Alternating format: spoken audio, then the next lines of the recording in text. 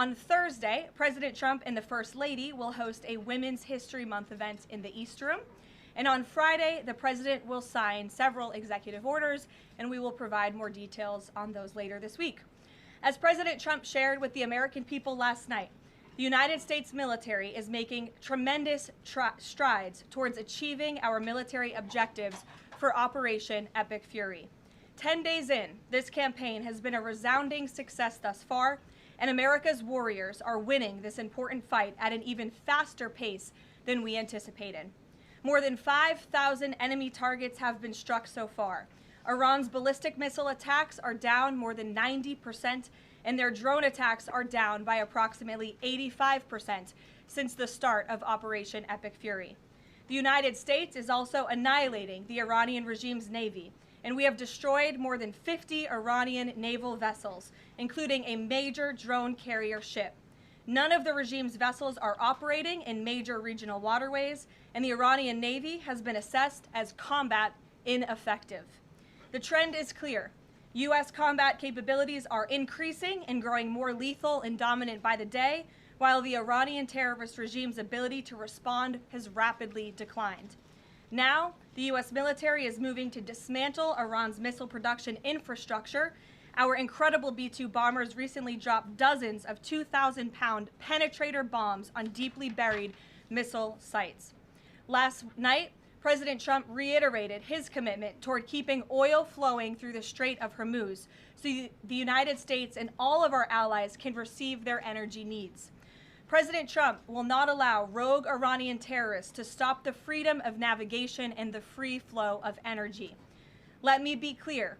It is a good thing to wipe out terrorists who indiscriminately target civilians and attempt to hold the global economy hostage, and President Trump should be commended for doing so. As the president made unequivocally clear to the remaining elements of this terrorist regime in his statement yesterday, if they do anything to stop the flow of oil or goods within the Strait of Hormuz, they will be hit by the world's most powerful military 20 times harder than they have been hit thus far. Moving forward, the stated objectives for Operation Epic Fury remain the same: destroy the terrorist regime's ballistic missiles, raise their Iranian missile industry to the ground, ensure their terrorist proxies can no longer destabilize the region, and ensure that Iran never obtains a nuclear weapon. President Trump remains confident these goals will be accomplished in swift fashion. As for the oil, President Trump fully expected the rogue Iranian regime to try and disrupt the global markets. That's why President Trump and his energy team have been planning for this long before the strike and have moved quickly to address these temporary disruptions. Thus far, the Trump administration has offered political risk insurance to tankers operating in the Gulf. The Treasury temporarily waived certain oil-related sanctions, and the Commander-in-Chief has offered the U.S. Navy to escort tankers when necessary. The president and his energy team are closely watching the markets, speaking with industry leaders, and the U.S. military is drawing up additional options following the president's directive to continue keeping the Strait of Hormuz open. I will not broadcast what those options look like, but just know the president is not afraid to use them. Rest assured to the American people, the recent increase in oil and gas prices is temporary, and this operation will result in lower gas prices in the long term.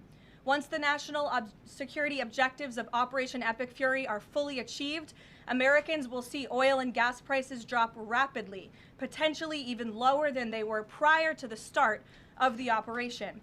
And we will live in a world where Iran can no longer threaten the United practice of universal mail-in ballots, which throw the door wide open for fraud. Importantly, the Save America Act maintains exceptions for Americans to use mail-in ballots for illness, disability, military, or travel reasons. The bipartisan 2005 report of the Commission on Federal Election Reform, shared by, of all people, former President Jimmy Carter and former Secretary of State James Baker, concluded that, quote, absentee ballots remain the largest source of potential voter fraud, and it is time for Congress to finally address this. Number 4, the Save America Act permanently bans men from competing in women's sports. President Trump signed a landmark executive order upholding the promise of Title IX and ending this dangerous and unfair practice. But now it's time for Congress to codify this into law. Number 5, the Save America Act bans transgender mutilation surgery for children. Again, President Trump signed a common sense executive order to do this and kept his promise to the American people, but now Congress needs to do the same and codify it.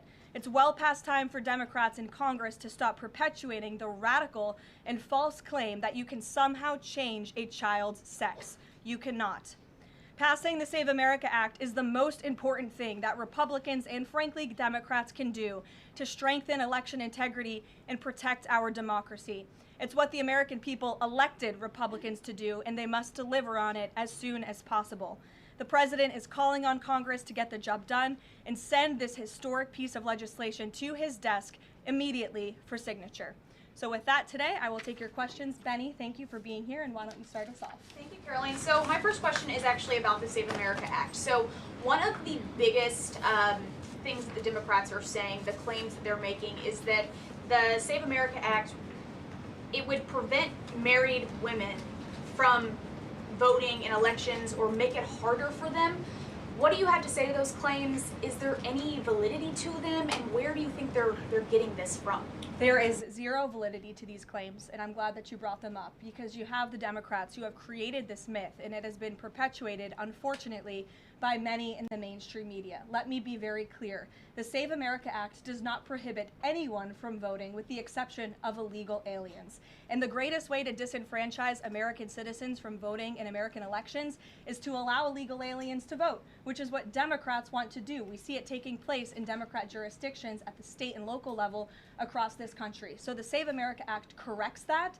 And as far as married women who have changed their name, if they're already registered to vote, they're entirely unaffected by the SAVE Act. And for the small fraction of individuals who have changed their name or their address, they can still register to vote, of course. They just have to go through their state processes to update that documentation.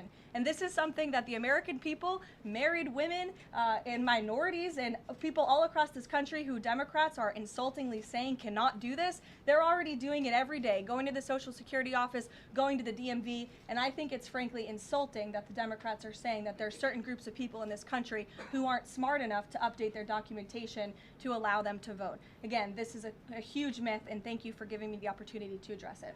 Of course, and then just one more question about DHS. The funding issue has been 3+ weeks now. I was at the airport this morning in St. Louis, Missouri, and it was early in the morning, and one of the TSA agents, I saw her, she was kind of tearing up, she was crying, and I asked her, I was like, what's wrong? And she was like, I can't make my phone payment, I can barely make my car payment that's coming up. I think a lot in the Beltway, there's so much noise between Democrats, Republicans. It's the Democrats' fault, it's the Republicans' fault. But what is the White House's message to the American people that are struggling because they're not getting that paycheck? Take away the politics. What do you have to say to those people? President Trump wants the Department of Homeland Security. He wants TSA, he wants FEMA, he wants the brave men and women of our United States Coast Guard to receive their paychecks, and he wants this department to be fully funded and fully reopened. And so to any American out there who is struggling without a paycheck, we know there's more than 100,000 of you across the country. To any American out there who is showing up to an airport and facing incredibly long wait times and lines, call your Democrat member of Congress and tell them to fund the Department of Homeland Security.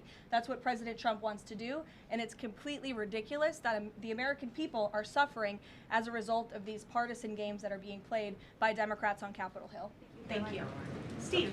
Oh, you said the operation was going faster than anticipated. What is your current timeline for how long the war will last? So look, as you know, Steve, the president and the U.S. military's initial timeline was about 4 to 6 weeks to achieve the full objectives of Operation Epic Fury. Again, to destroy their missiles and their ability to make them, destroy their Navy, permanently deny them nuclear weapons forever, and to, of course, weaken their evil terrorist proxies in the region. We know that the U.S. military and our brave warfighters are quickly and expeditiously executing these objectives well ahead of schedule, but ultimately the operations will end when the Commander-in-Chief determines the military objectives have been met, fully realized, and that Iran is in a position of complete and unconditional surrender, whether they say it or not. Does the president still want Iran's unconditional surrender? Well, when President Trump says that Iran is in a place of unconditional surrender, he's not claiming the Iranian regime is going to come out and say that themselves.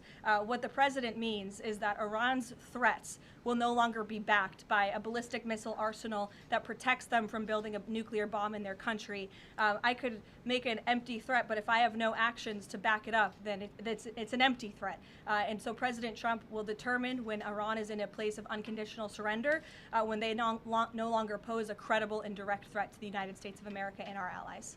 Adriana. Can you explain why the Energy Secretary posted and then appeared to have deleted a post on X saying that the U.S. Navy escorted an oil tanker through the Strait of Hormuz?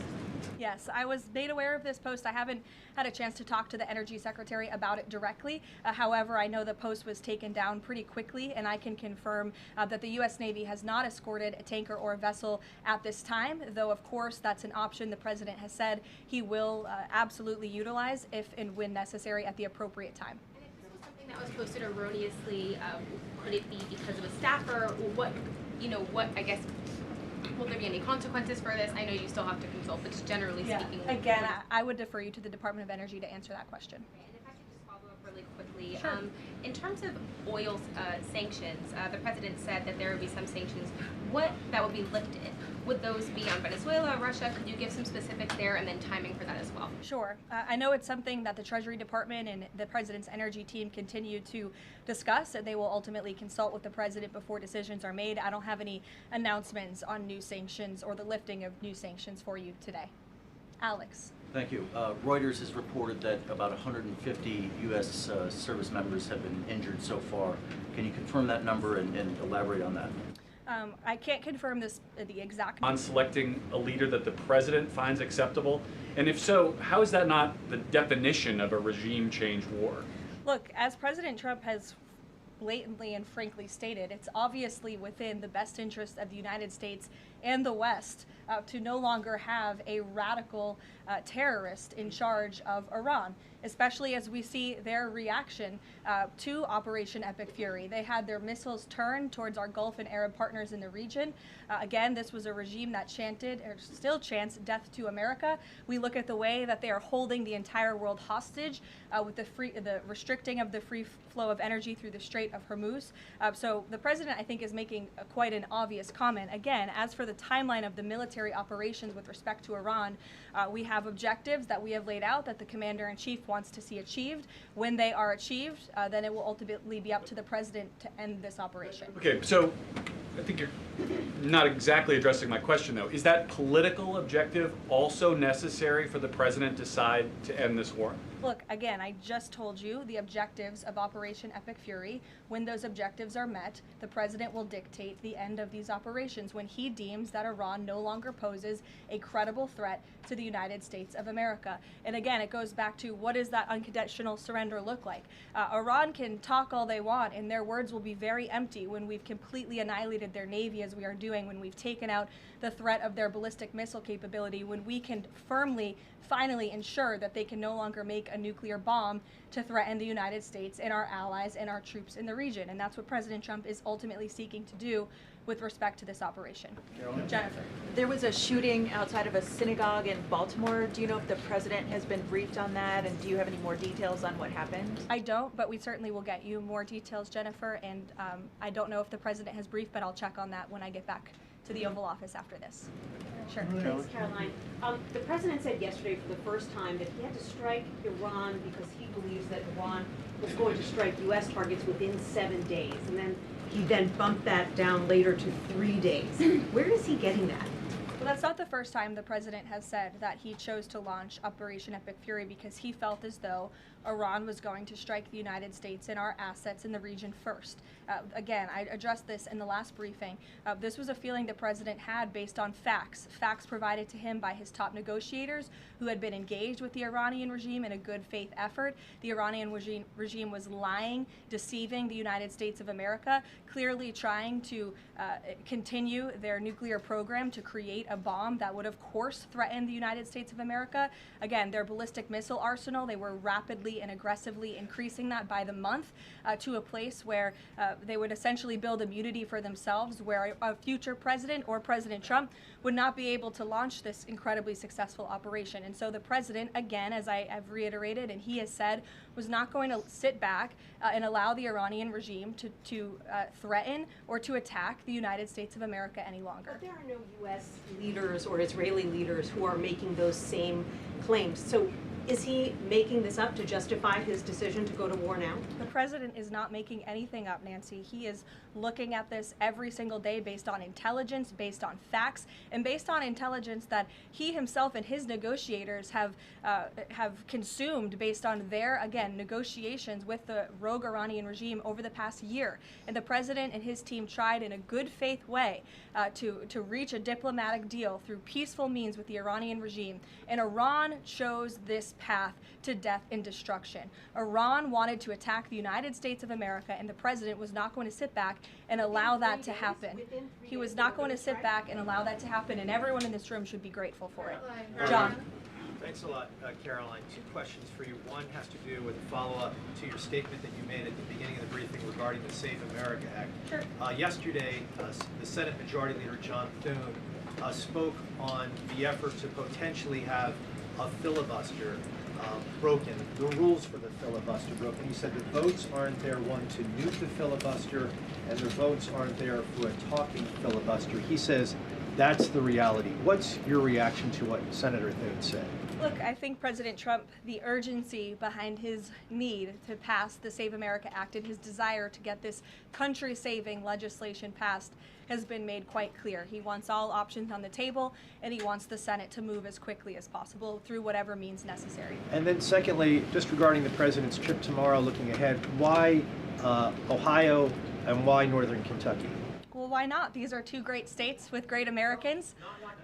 Just wanted to know why they were chosen. Great states with great Americans. The president will be joined by lawmakers from both states who he greatly admires and respects and supports. And he'll be meeting with business owners in both of these places and talking about the economy, which is, of course, the utmost importance to him. Caroline. Thank you. Last week, the Energy Secretary issued a waiver for India to get oil, Russian oils during this energy crisis. Yes. Have you spoken to President about it? What's the idea behind this? Have I spoken to the president about it? Yeah. Yes, I have spoken to the president about it. And the president and the Secretary of Treasury and the whole national security team came to this decision because our allies in India, as you know, Lalit, have been good actors and have previously stopped buying sanctioned Russian oil. So as we work to appease this temporary gap of oil supply around the world because of the Iranians, we have temporarily permitted them to accept that Russian oil. And this Russian oil was already at sea. It was already out on the water. So this short-term measure, we don't believe it will provide significant financial benefit to the Russian government at this time. I have one more question about Pakistan. You know, Pakistan is a neighbor of Iran, and Pakistan is also an ally of U.S. President has been praising a lot about the field marshal. Is Pakistan providing any kind of support in this war against Iran? That I will have to check on with the Pentagon and get back to you. Sure. Thanks, Caroline. The president said yesterday that President Putin told him he wanted to be helpful in the Middle East. The Kremlin put out a statement where Putin said, quote, "I would like to reaffirm our unwavering support for Tehran and our solidarity with Iranian friends." How does the president think that Russia could be helpful, if not helping Iran? And did the president push Putin on Russia sharing intelligence with Iran in this war? The president and his special envoy Witkoff have both said that, of course, they've sent a message to Russia that if that was taking place, it's not something they would be happy with, and they hope that it is not taking place. As for further details about the discussions between these two leaders, I'll leave it to the president to divulge any more of that conversation, but he did confirm it yesterday and provided you with a little bit of the background in his view and his perspective, as he always does. Luke. Regarding the missile strike on the Iranian school, how long does the administration expect that investigation to take, and will the White House or the Department of Defense release a full report of its findings once the investigation is complete? The Department of War will do that. The investigation continues, and as the president said yesterday at his press conference, he will accept the conclusion of that investigation, whatever it may be. Luca. go to the back row for some love. Sure, in the back with the glasses. Go ahead. Caroline, regarding the Shield of the Sitting down. Americas. Caroline, And then you can go, but go first. Okay, thank is you. there an update regarding You have rough real estate back there, so I'm is trying to give you is some there an love. update regarding Cuba, and also is an economic deal imminent? Sure. I don't have any updates on Cuba for you today. Obviously, this is something the administration is actively dealing with. The president's made it quite clear, it's his belief, based on fact, that the Cuban regime is bound to fall. The country is obviously in a very weak place, economically speaking. The people are crying out for help, and the president believes and knows that the Cuban regime wants a deal. So as you know, Secretary of State Rubio has been engaged in those conversations as directed by the president. I don't have any updates for you today, though. Thank you, Caroline. Caroline, Regarding sure. the Shield of the Americas, the initiative by President Trump this weekend, big names, a lot of countries, but some notable absences. For instance, Colombia, which is a key ally with the United States in terms of counter-narcotics. And President Gustavo Petro was here at the White House, and he met with President Trump. Why wasn't Colombia invited to the Shield of the Americas? I don't think we're seeing the level of cooperation we quite want to see yet from the Colombian government to invite them to the Shield of America's event in Pact, but we certainly hope that this newfound organization will expand and we can continue to invite additional member countries. But there was quite a few countries there. I believe there were 17 countries represented, 12 heads of state with the president over the weekend.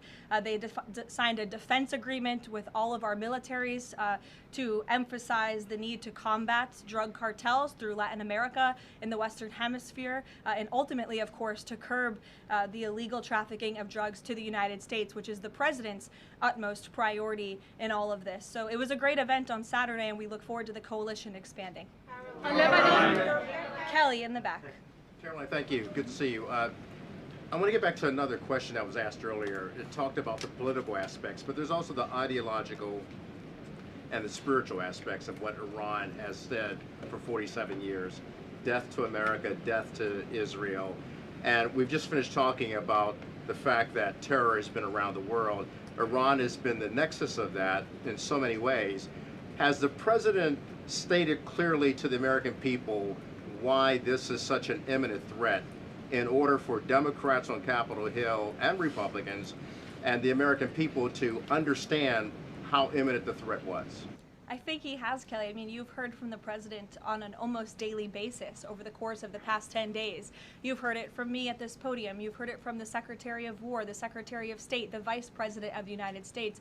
You know, the president's top cabinet and his officials have been repeatedly explaining to the American public the threat that Iran has posed to our country in this moment, but of course, over the course of the past 47 years. And their words, again, chanting death to America, speak for themselves. Go ahead. You can follow up.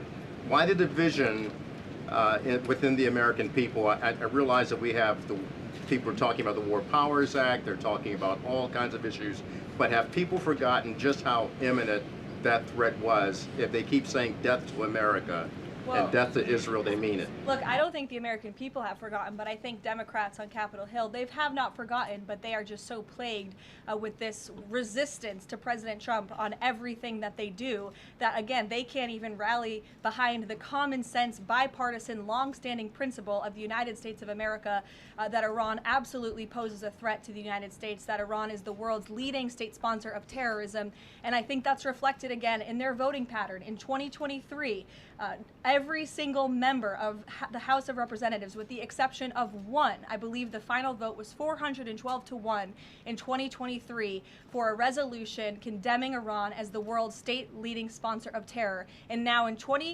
this year, under this president in 2026, 53 Democrats voted against that exact same resolution with the exact same language. I don't think that's a change in the threat that Iran has posed to the United States. I think it's a change in the Democrat Party's thinking and their vicious hatred for President Trump.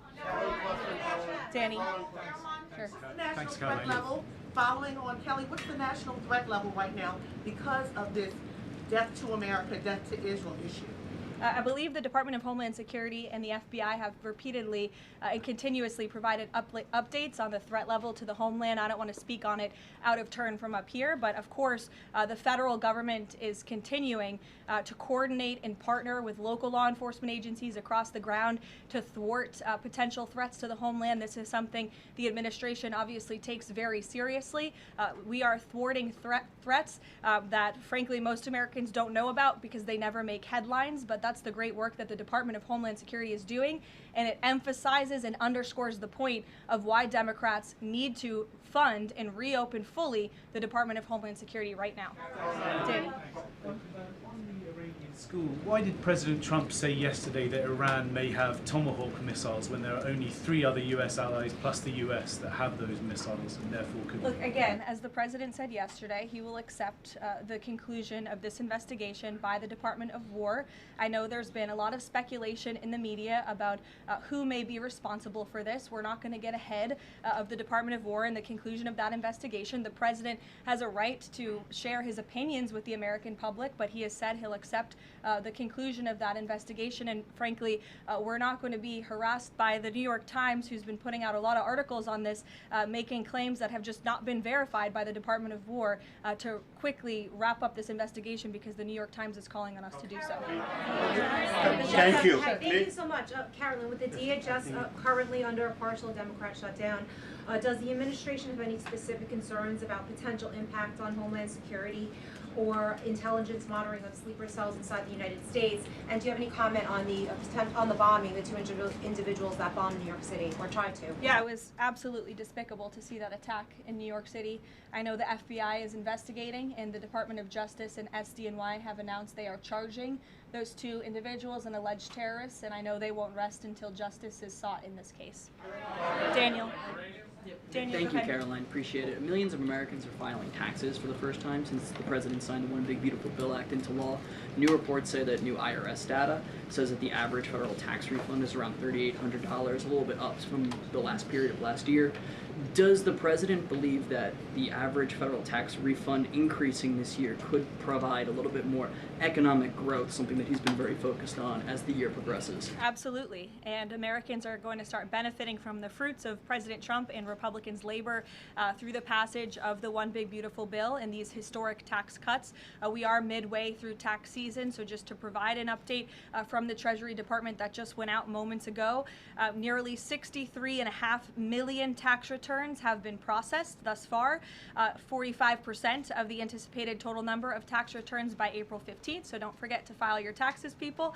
And the average refund this year is more than $3,700. And we know that more than 27.5 million individuals who have filed their tax returns thus far have claimed at least one of President Trump's new tax cuts.